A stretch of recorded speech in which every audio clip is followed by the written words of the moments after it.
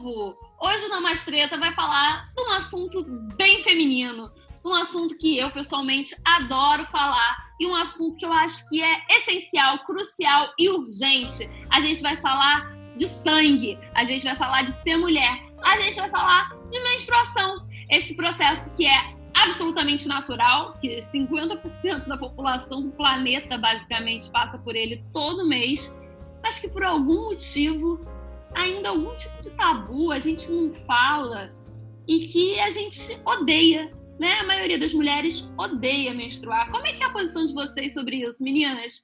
Como vocês lidam com as suas próprias menstruações e seus ciclos, né? Não só quando sangram, mas todo o ciclo que culmina na menstruação. Eu não lido. Melissa é chamada aqui internamente de ciborgue. Essa é a perspectiva, ciborgue. Não, eu vou explicar por que eu não lido, né, gente? Eu tenho endometriose, tá sob controle, felizmente, mas foi algo que se desenvolveu muito cedo, acho que eu tinha, sei lá, uns 15 anos, né, quando eu comecei a ter os sintomas, e demoraram 3 anos para conseguir fazer o diagnóstico. Então, passei por um procedimento cirúrgico para tirar os focos e tal, fiz vários tratamentos com hormônios. E a principal recomendação foi parar de menstruar, né, para manter sob controle os focos. Então, já deve fazer aí, cara, sei lá, uns 10 anos, mais de 10 anos aí que eu não menstruo, não tenho que lidar com esse negócio e não sinto falta. E você, Bia, como é a sua relação com a menstruação? A gente vive uma relação de fases, assim. Não, agora eu acho que é boa. Eu menstruei cedo, né? Eu considero cedo, com 11 anos, e me lembro até hoje, foi um dia depois do Brasil ganhar o Penta. Ela ficou emocionada, os ovários ficaram emocionados. Eu tenho essa lembrança, assim. Assim, de primeira eu achei horrível aquilo, porque eu era bem nova, assim, e não, sei lá, aquilo não, as meninas que menstruaram mais tarde, né, meio que estavam esperando, eu acho, assim, eu não esperava, aquilo foi totalmente inesperado, eu nem sei se eu sabia direito o que era, tipo, não sei, acho que eu via minha mãe lidar com isso, mas não sei, eu era muito criança, eu não esperava realmente. Então, eu, pisciana, eu lembro que eu só olhei aquele sangue e comecei a chorar. Eu chorei o dia inteiro. Tipo, e foi estranho, assim, e foi estranho também porque, assim, nenhuma das minhas amigas falava sobre isso, então eu não falei com nenhuma, e eu não falei, porque eu achava, com as minhas amigas também, porque eu achava que só eu estava passando por aquilo. Então, eu sabia que todas as mulheres passavam, mas, assim, eu achava que as meninas, e depois eu fui saber mais tarde que todas as minhas outras amigas menstruaram mais tarde, assim, bem mais tarde. Então, foi meio solitário, assim, e eu achava, e eu sentia já, bem criança, aquilo como uma punição, e sentia dor, e achava horrível aquela coisa de sangrar, e achava que eu estava sendo punida, realmente, que era uma punição ser mulher. E Olha aí... só que pesado isso, né? Mas aí hoje tá muito diferente, assim, foi mudando, eu tive minha fase usando pílula, não tive questões com a pílula, assim, a princípio me dei bem, tem muitas mulheres que têm reações, mas decidi parar também e experimentar o meu corpo sem essa menstruação fake, né? E acabou que hoje eu tenho poucos sintomas, assim, de cólica, não tem sido doloroso, assim, para mim, eu tenho lidado cada vez melhor, assim, com a menstruação. Eu acho muito incrível, porque toda mulher tem uma relação muito pessoal, assim, com o seu ciclo, né? Eu vou começar a falar sobre o seu ciclo, porque a menstruação ela é uma fase do ciclo, né? É a fase talvez mais concreta, que a gente está ali, a gente está sangrando e então a gente percebe isso. mas é só uma das 4 fases, e é absolutamente natural, faz tão parte da vida que simboliza, não só porque que tem potencial de criar vida, mas ela é a vida inteira, né? É isso que eu tô dizendo, não é só quando a gente está menstruando. Quando a gente está menstruando, a gente está passando por uma fase, mas para aquilo acontecer, todas as outras estão acontecendo. E, ao mesmo tempo, é um grande tabu. A gente não fala sobre isso e, de alguma forma, desde muito nova, a gente sente que algum tipo de chaga menstruar. Mesmo você nunca tendo, talvez, tido uma relação muito direta com a menstruação, você sentiu que você estava sendo punida por ela, né? E, para mim, não foi exatamente assim, mas teve um sentimento um pouco parecido, né? Eu menstruei bem mais tarde, realmente, acho que com 14 anos, e eu já sabia, né, que ia acontecer em algum momento, mas nunca falei ou foi lidado de forma direta e aberta. Eu só sabia que isso ia acontecer. Isso era como se fosse algo que eu tinha que lidar. Era a minha responsabilidade de lidar com isso. Era quase como se fosse uma responsabilidade mesmo, algo que eu tinha que lidar e que era meu problema e não era problema de ninguém e que eu tinha que dar um jeito nisso, sabe? E foi assim por muito tempo. Eu lidava e sempre saía do controle. Eu não sofria muito de cólica e tudo mais, mas o meu fluxo era muito intenso. Então sempre saía do controle. Hoje eu consigo olhar para trás e vejo que era alguma coisa, o meu corpo falando comigo, algo que meu íntimo falava comigo, né? Que eu não ia conseguir controlar tudo. Que é o aprendizado eterno da vida. Mas eu fui fazendo isso por muito tempo, fui tentando controlar, sem pedir ajuda de ninguém, sem falar nada. Minha mãe também tinha uma relação um pouco asséptica em relação a isso, ela fez a orientação básica, formal, sobre absorventes higiênicos e tudo mais. Mas toda a parte emocional que isso significava, não significava para mim, porque não existia espaço para isso. E aí, lá com os 18 anos, eu comecei a tomar pílula. E comecei a tomar pílula e não fez muita diferença no meu ciclo. E eu continuava sentindo que era algo que eu tinha responsabilidade de lidar. E algo inconveniente. Eu acho que a grande palavra que eu tinha para usar era que era inconveniente. Era uma inconveniência. Não era um sofrimento, mas era muito inconveniente eu não poder cumprir todos os planos que eu queria cumprir, porque o meu corpo não estava cumprindo com os planos, né? E aí eu entrei na loucura da menorreia, que eu queria parar de menstruar. Eu ouvi que dava para fazer isso. Talvez até por você, Mel, nessa época. Eu acho que você provavelmente já tinha vivido esse... Sim, porque eu menstruei cedo também, foi aos 11 anos, mas não foi uma coisa tão estranha assim, porque a minha mãe já tinha tido vários problemas, já tinha tido cisto nos ovários e tal, então ela tinha preocupação de que eu tivesse algum tipo de complicação. Então era uma coisa presente. E eu também era meio precoce, assim, meu crescimento foi um pouco adiantado, então a gente já esperava que viesse mais ou menos aos 11. E nos 18, eu acho que eu tava para fazer cirurgia já de endometriose, já tava tomando anticoncepcional há mó tempão para tentar controlar os sintomas e tal, mó rolê. Pois eu ali não foi com 18 eu comecei a tomar anticoncepcional, mas talvez com 20 eu entrei na noia da menorreia. A menorreia é você interromper o sangramento, né? Você parar de menstruar, que é o que Mel faz com essa recomendação médica. Eu queria fazer porque era muito inconveniente menstruar. E aí eu comecei a pesquisar e vi que, assim, muita gente fazia isso. Então, eu comecei a tomar todos os anticoncepcionais que já foram fabricados no mercado de anticoncepcionais. Paga. Na tentativa de segurar o meu corpo, de controlar o meu corpo, de ter total controle sobre tudo na vida e as minhas próprias decisões. Afinal de contas, menstruação era algo que era problema meu e era algo que eu tinha que dar um jeito, que resolver. Essa era a minha cabeça, né? E era meio baseado nisso que eu pensava. E aí, obviamente, adivinha, spoiler, eu caguei todo o meu ciclo, foi uma droga. Eu comecei a menstruar a porra do mês inteiro, entendeu? Foi uma loucura, o tiro saiu pela culatra e eu tive que parar de tomar anticoncepcional por um tempo para conseguir regular toda a merda que eu tinha feito. E aí o meu corpo começou a falar comigo. Eu comecei a perceber que a menstruação é muito preciosa porque ela realmente é o seu corpo falando mais alto e ele está dizendo coisas, né? No episódio passado a gente falou muito sobre como o corpo fala com a gente, como que o corpo pode ser um canal de transcendência.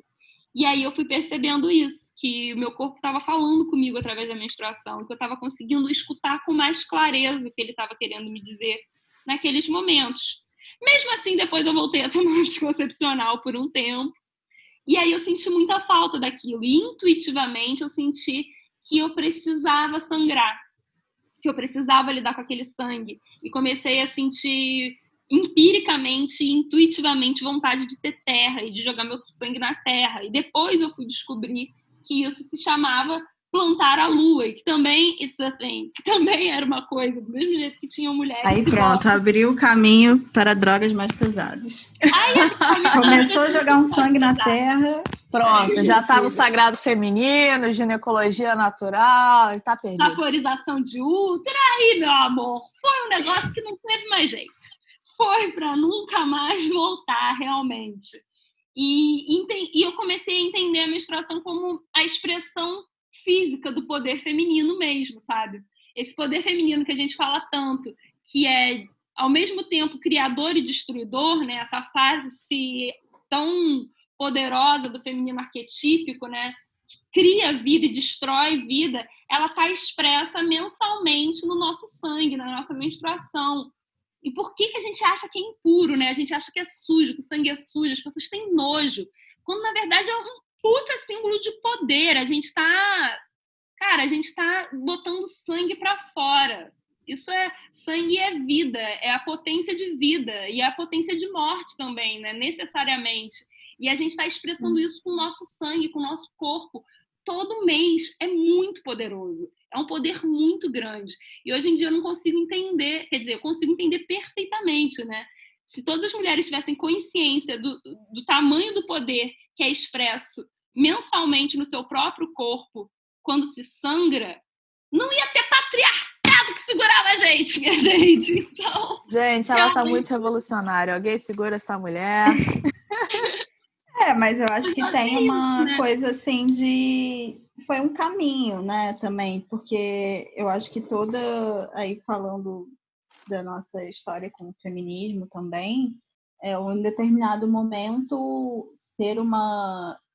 Isso está sendo retomado dentro do feminismo agora, mas em determinado momento ser uma mulher moderna, enfim, era tipo... Não ter que se preocupar com essas coisas femininas, né? Era justamente recusar essa feminilidade e também poder ter o controle, certo controle sobre isso, né? Sobre o seu corpo, sobre essa feminilidade, que teve também a sua razão de ser, eu acho, na nossa história, assim. E a própria pílula, que hoje é muito demonizada, né, dentro de alguns grupos, vou dizer demonizada, mas muito questionada, né, e com razão, todos os efeitos colaterais e toda essa potência que ela pode nos tirar, ela teve um papel, né, na libertação do nosso corpo, da mulher, muito grande, né, de poder controlar, de certa forma, o nosso ciclo num outro tempo em que, cara, esse controle da reprodução não é o que é hoje. Então, ela teve um papel. Mas, assim, hoje a gente tem outros, né? Outros métodos, e outra cabeça também, e outra relação com o masculino. Enfim, é outro tempo, assim. E até eu fiz uma pesquisa um tempo atrás sobre justamente essa questão da recusa da pílula e como isso foi acontecendo de geração para geração. E a pílula, o negócio é que a pílula ela começou a ser vendida também como uma droga de estilo de vida. Como essa justamente não só um meio de controlar a reprodução, mas de ser essa mulher moderna que não tinha essa inconveniência de menstruar, né? E que podia atuar no mundo de uma forma muito mais masculina, por isso mesmo. Então, E agora a gente está começando a questionar isso, né? E tem um lance, acho que muito geracional, né? Eu acho que algumas mulheres mais velhas não entendem, né? Tanto isso, mas a gente, enfim, é isso. A gente é outra geração. A gente agora tem, justamente porque a gente teve esse avanço, a gente pode agora questioná-lo, não para enfim, recusá-lo totalmente, mas entender o que ele significou e como a gente quer fazer isso daqui para frente. Sim. Eu acho Quando que você exatamente falou... isso. Ai, perdão, Carol, te interrompi. Não, pode falar, amiga. Eu ia justamente passar para você, né? Porque eu acho que o legal da gente debater isso aqui é que a gente tem 3 vivências muito diferentes com a menstruação, né? Com a própria menstruação. Pois é, quando a Bia falou o lance de ser um estilo de vida, de você poder ser mais masculina, né? Me identifiquei de imediato. Porque realmente, assim, o fato de não ter essa vivência cíclica natural, né? De você ter um momento do mês que você está mais enérgica, você ter um momento que você está mais recolhida, você sentir, né, fisicamente essas mudanças físicas e emocionais, me transformaram nessa ciborgue. Porque meu corpo não tinha essas pausas, não tinha esses ciclos, então eu podia sempre estar produzindo e fazendo o que eu quero. Então eu entrei muito nesse lugar da produtividade, né? Que é algo que eu já comentei trocentas vezes, que o Byung Chul Han sempre traz, né, da sociedade do cansaço, etc e tal. Então, faz muito sentido também esse papel do anticoncepcional como estilo de vida, né? Porque se a gente não precisa parar por nada por conta de menstruação, a gente continua produzindo sempre. E sentimento fica para depois. Eu tenho sempre que estar produzindo, sempre estar agindo, sempre vou poder fazer tudo que eu quero fazer, porque eu sou uma mulher livre da menstruação. Mas acabei me tornando escrava das minhas próprias metas. E perdendo essa noção de que a gente precisa parar, a gente precisa se recolher, que os humores mudam, a gente nem sempre vai estar com disposição para fazer as coisas que a gente pensa que a gente deveria fazer. E a menstruação sempre puxa a gente para essa vivência do feminino cíclico, né? Somos cíclicas, né? Essa é a grande questão. A quem serve esse modo de viver retilíneo? Não a nós mesmas, né? Porque se a gente conseguir abandonar essa lógica da produtividade non-stop, da sociedade do cansaço, a gente se entende muito mais potente, né? Se a gente trocar a palavra produtiva pela palavra potente, se a gente viver inteiramente cada ciclo, cada um deles vai trazer muito mais potência. E no momento em que a gente está mais produtiva, a gente vai estar muito produtiva. E essa produção vai servir a nós, porque ela vai ser muito mais autêntica, porque ela vai realmente estar conectada com a nossa maneira de existir. Porque somos filhas dessa segunda onda do feminismo, né? Como trouxe Bia muito bem, nesse ideal bem Atena mesmo, né, de que estamos em igualdade com os homens, e estamos em igualdade com os homens, mas temos que lembrar que igualdade é não ignorar as nossas peculiaridades, né? E nós temos peculiaridades por sermos mulheres, porque nós somos cíclicas, e somos cíclicas como a Terra. E aí, trazendo para a mitologia, eu lembro muito sempre, quando a gente está falando de menstruação, do mito de Deméter, que eu já contei várias vezes, que é de Deméter e Perséfone, essa mãe e essa filha. Perséfone, que antes era Core, era uma jovem que, quando foi raptada para o submundo, encontrou o seu próprio poder, o seu domínio de rainha no seu mundo interior, ela comeu sementes de romã, que representam muito a menstruação, né? Então eu acho muito simbólico da menarca, dessa primeira menstruação, quando a mulher entra em contato com seu mundo interior, fisicamente, né, com seu mundo interior vindo para fora pelo sangue, e no seu poder de fêmea, de mulher. E isso não era uma coisa muito valorizada no mundo de Atena, que é o mundo da cidade, o mundo da sociedade do cansaço non-stop, que também tem seu valor, né? A gente não pode desmerecer esse tipo de controle de emancipação que as mulheres ganharam quando elas puderam assumir o controle do próprio corpo. Mas eu acho mesmo que a gente está num outro momento, em que agora, em vez de assumir o poder do próprio corpo, a gente pode entender os movimentos do nosso próprio corpo como potência. E aí usar aquela palavra, né? Se empoderar do nosso próprio corpo e dos nossos próprios movimentos, né? Que são parelhos com os movimentos da Terra, com os movimentos da Lua. O corpo feminino, no mito de Deméter, é relacionado com as 4 estações, porque a Terra também tem a primavera, o verão, o inverno e o outono, assim como as 4 fases do ciclo menstrual, assim como as 4 fases da Lua. Então, se a gente for para essa alquimia, né, de que o céu de cima é como o céu de baixo, o que está fora é assim como está dentro, a gente tem uma potência simbólica muito grande quando a gente está vivendo fisicamente todos esses ciclos do nosso corpo, esses ciclos que inegavelmente acontecem na Terra e acontecem no céu. Sim, total.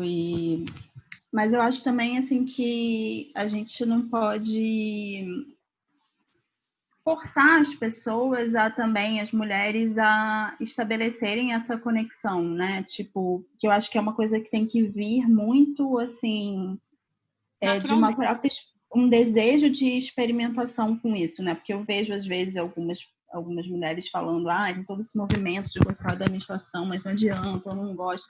Cara, tudo bem, assim, eu acho que, e sobre isso também,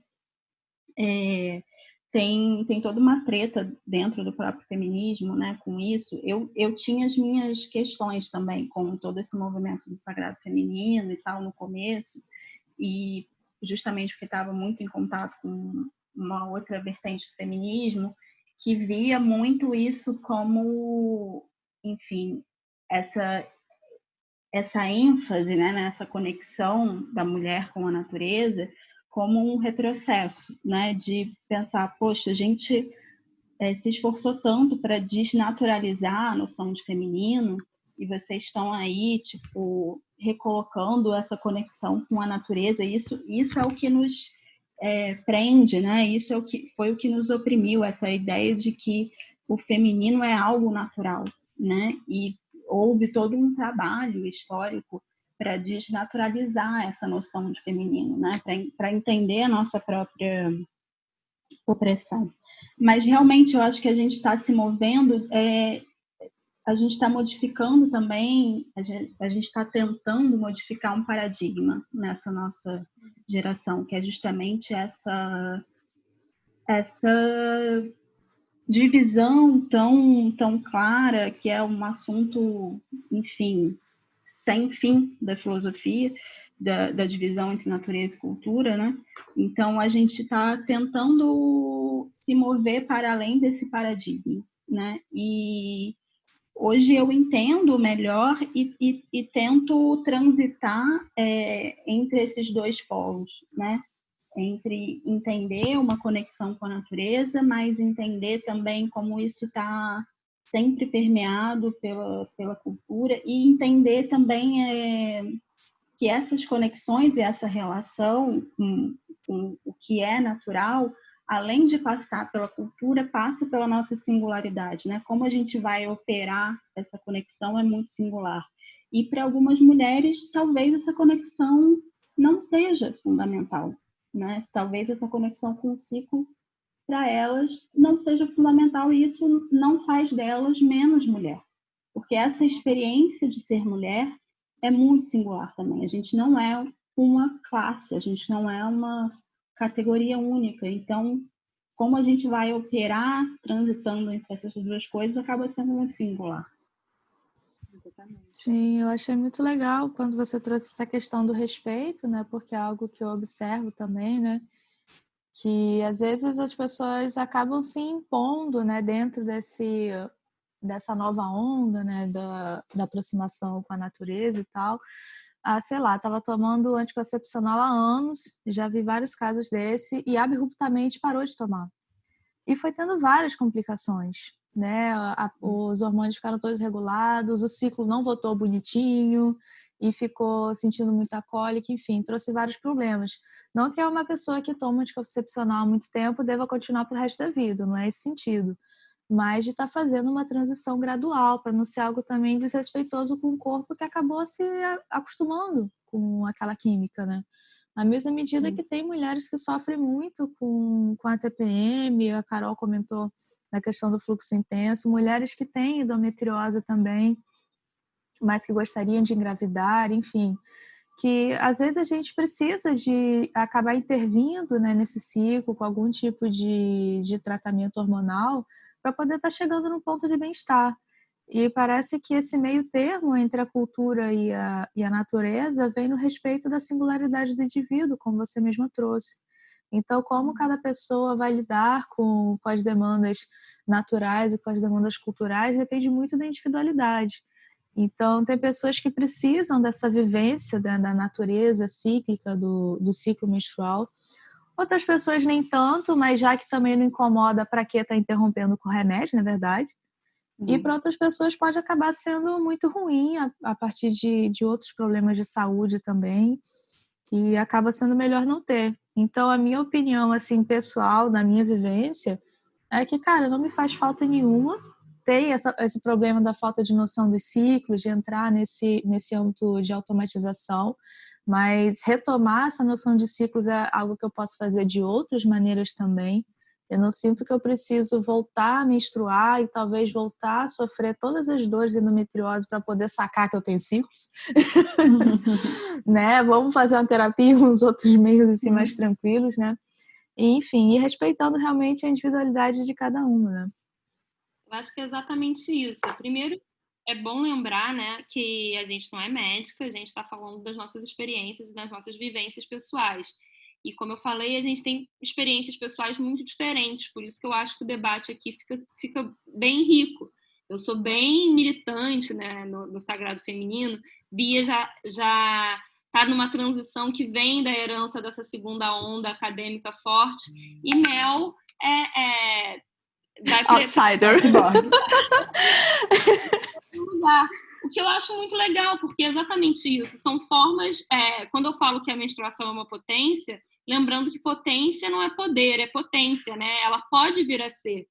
Mas é óbvio que é uma escolha, porque é seu corpo, né? Então você tem sim que escolher como você vai se relacionar com ele. Porque não existe um tipo de relação que é o tipo certo. Tem a relação que melhor funciona para você.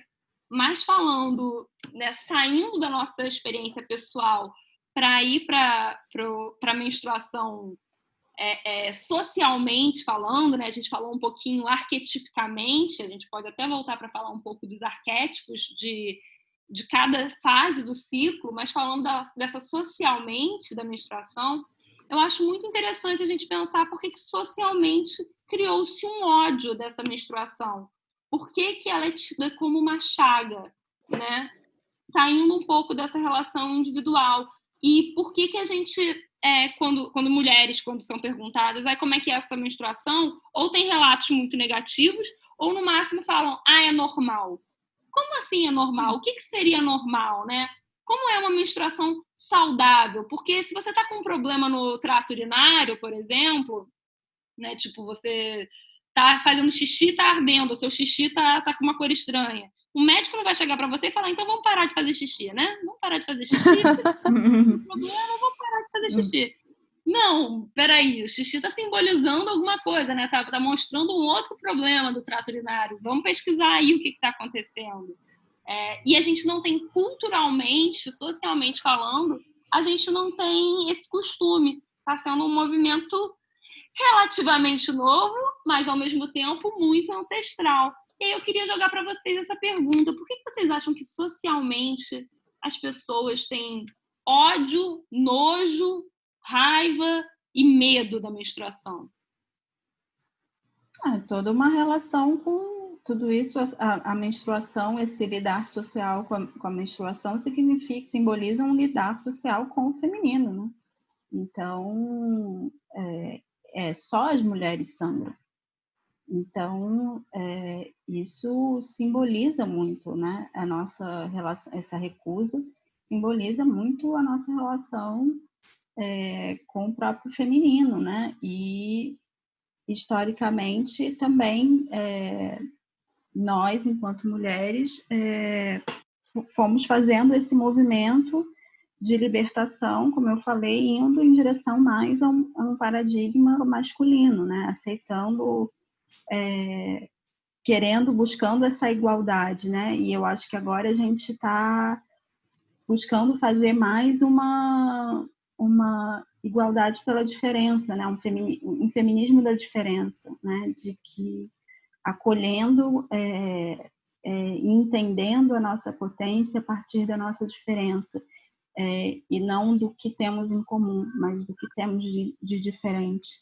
E isso muda muitas coisas, né? Muda o paradigma em si mesmo.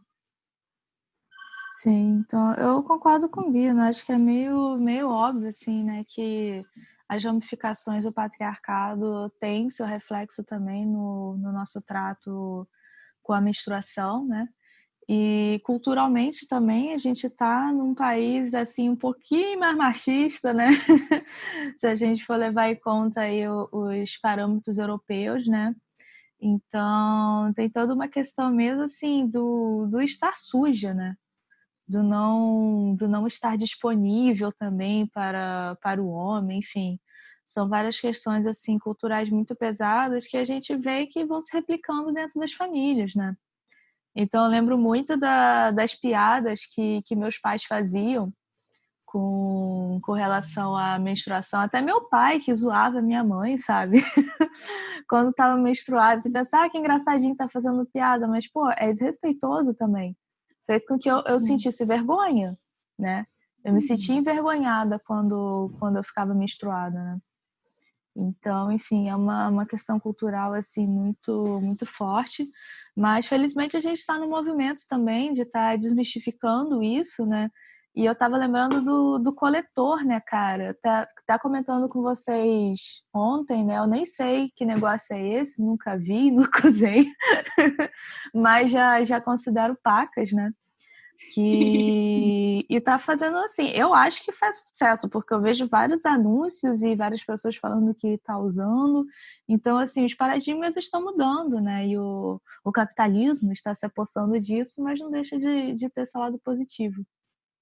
Com certeza. Eu uso coletor e para mim também foi um outro momento de virada de chave usar o coletor e abandonar os absorventes descartáveis, né? Porque eles são muito ruins para o mundo, né? Para o meio ambiente e para a gente também. Podem causar vários problemas de saúde bem bizarros, na verdade. O novo movimento do sagrado feminino, esse novo momento do feminismo mesmo, está trazendo a gente para saberes, inclusive, muito ancestrais, né? Conhecimentos ancestrais.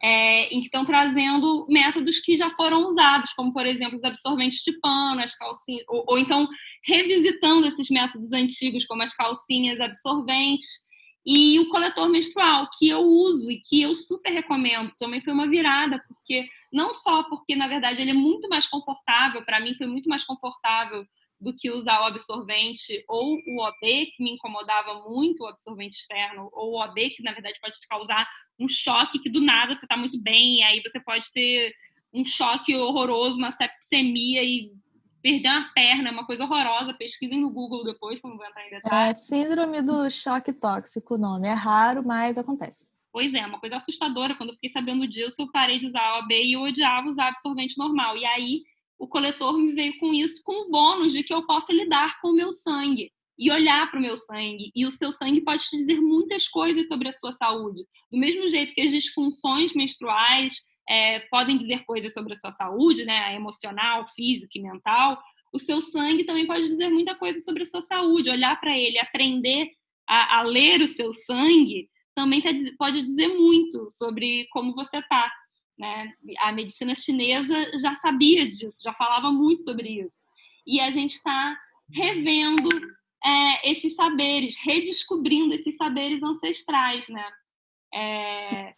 E inclusive do nosso humor, tanto do nosso sangue, dizer muito sobre a gente, quanto da nossa TPM, né? Que também, como o Mel trouxe, que é tão demonizada, ridicularizada, mas ela também é o seu corpo falando com você, né? E esse é o tipo de coisa que a ginecologia natural vem nos ensinar. A gente conseguir ganhar essa autonomia desse saber, né? Essa autonomia de como a gente pode descobrir a linguagem do nosso corpo, entender essa linguagem do nosso corpo falando com a gente e assumir a autonomia, em vez de assumir o controle do nosso corpo, ter autonomia sobre o nosso corpo, né?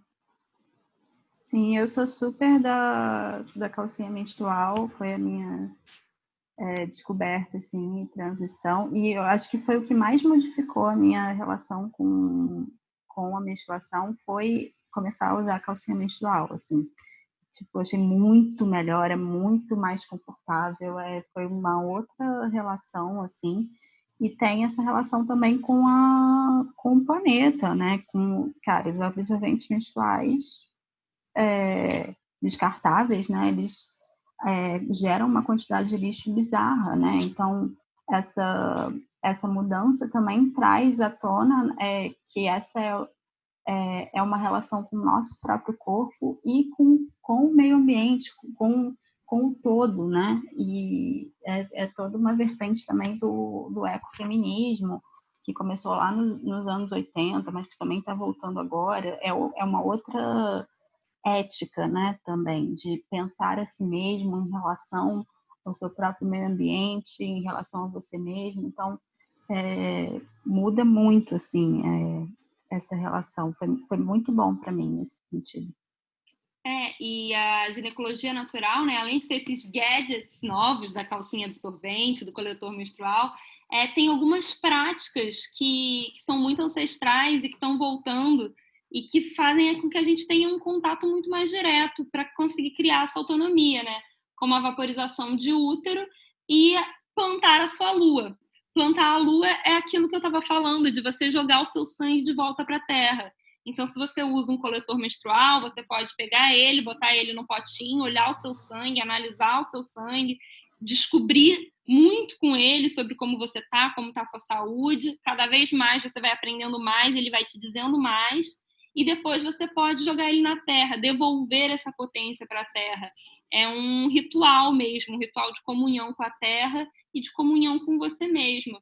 E como eu falei, eu não sabia disso, mas foi uma intuição, um impulso intuitivo e empírico que eu senti quando eu parei de tomar anticoncepcional e aí eu voltei um tempo a tomar e aí eu fiquei sentindo essa vontade, tipo grávida que tem vontade de comer tijolo e não sabe por quê. Eu fui sentindo essa vontade de ter planta em casa. Nessa época eu não tinha nenhuma planta em casa, mas eu fui tendo vontade de ter planta em casa para poder jogar o meu sangue. E isso foi a mudança de chave para mim, foi quando tudo mudou. E aí depois eu comecei a usar o coletor para eu ter um acesso mais fácil a esse meu sangue. E, enfim, eu recomendo fortemente.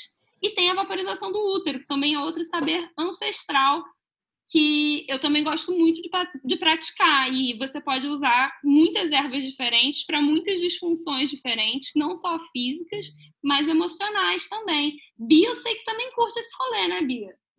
Eu curto, entrei nessas drogas pesadas também, de vaporização do útero, e tem sido uma jornada muito interessante. Eu acho que é isso, assim, a gente se permitir experimentar essas coisas de coração aberto e se entender melhor.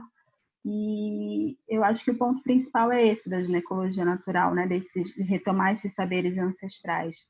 É a nossa autonomia, né? É poder ter uma relação de mais autonomia com o corpo, porque essa relação com o patriarcado, com o mundo masculino, também ela é mediada por essas instituições, né? Dos saberes institucionalizados, né? Do médico, que sabe mais do seu corpo do que você mesma, né? Então, retomar esses saberes é também retomar essa autonomia. Então, nesse ponto é muito, muito legal. Assim. Pois é, a gente podia ficar muito, muito, muito mais tempo falando sobre todas as questões ligadas à menstruação, ao nosso sangue, à nossa saúde feminina e à nossa conexão com menstruar e o próprio corpo e o próprio ciclo. Inclusive, fico aqui com a sugestão, o pedido, que eu adoro falar sobre isso, da gente fazer um outro episódio sobre isso.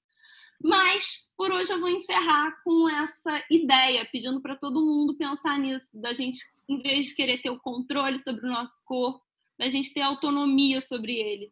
o que pode sim significar que você vai continuar usando anticoncepcional, que você vai tomar a escolha que você quiser tomar, porque você tem essa liberdade, mas pensar num novo paradigma, um paradigma de potência e de autonomia, no lugar de um paradigma de controle e produção retilínea, porque, afinal de contas, somos cíclicas, né, meninas? Isso. Beijos de luz. Muito obrigada a quem ficou até aqui. Beijos de luz. Até semana que vem.